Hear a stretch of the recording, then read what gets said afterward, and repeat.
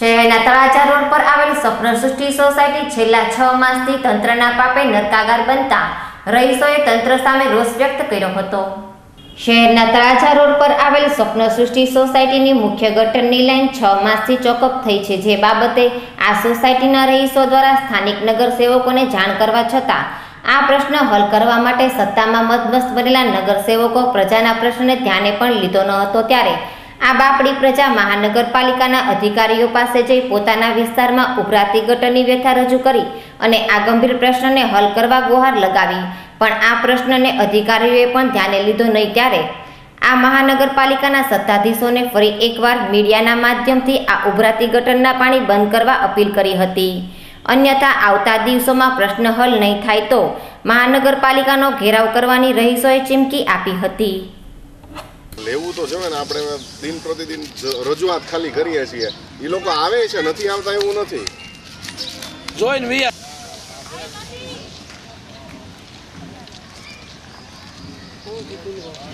મેં કીધું હવે આની સિવાય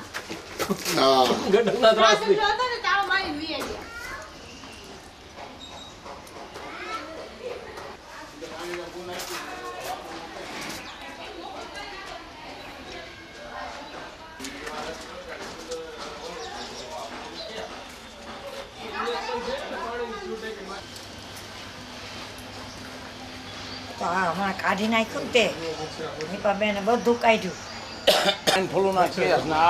દાદાને માં લઈ જા પડે, મોટરમાં મનીષભાઈ લઈને આવ્યો તારે મેં ગયા। હા દેખાડી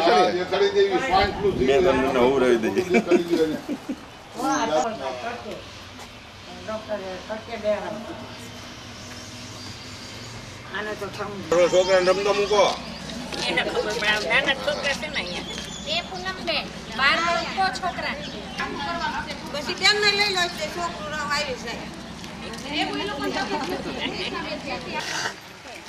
આડા હાથ રાખીને ઉભો રહ્યો તો ખબર પડે। એ તો ભાઈ એમાં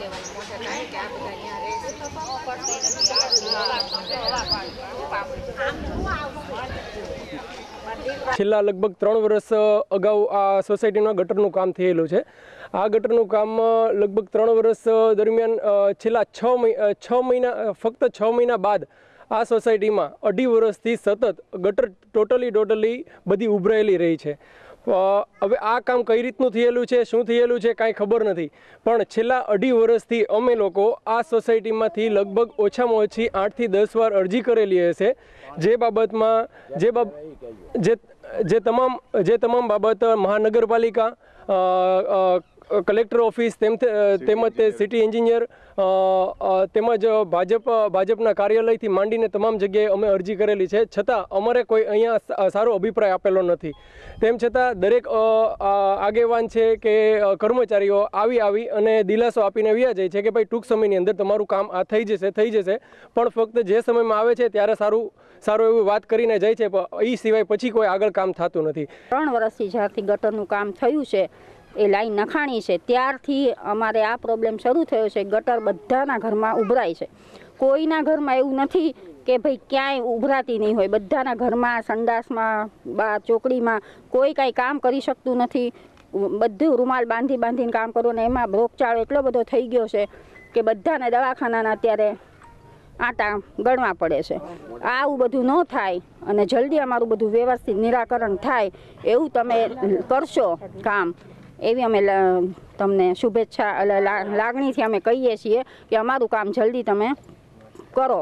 જ્યારથી બાડા દ્વારા ગટર લાઈન નાખવામાં આવી ત્યારથી આ ગટર ઉભરાવાનું શરૂ છે, અને અત્યારે હાલમાં એવી વિકટ પરિસ્થિતિ છે કે ઘરમાં સંડાસ બાથરૂમમાં પાણી ભરાઈ ગયા છે, અને જ્યાં સ્ત્રીઓ કામ કરી શકે છે કામ કરી નથી શકતી, અને અબાલ વૃદ્ધો સૌ એ બીમારીનો ભોગ બની રહ્યા છે। તો મારી નમ્ર અપીલ છે બીએમસી જે મ્યુનિસિપાલિટીમાં અત્યારે આ સોસાયટી ભળી ગઈ છે, તો મારી એ સર્વ અધિકારીઓને વિનંતી છે કે વહેલામાં વહેલી તકે આનું નિરાકરણ લાવે અને આ કાર્ય ઝડપથી પૂરું થાય એવી વિનંતી કરીએ છીએ।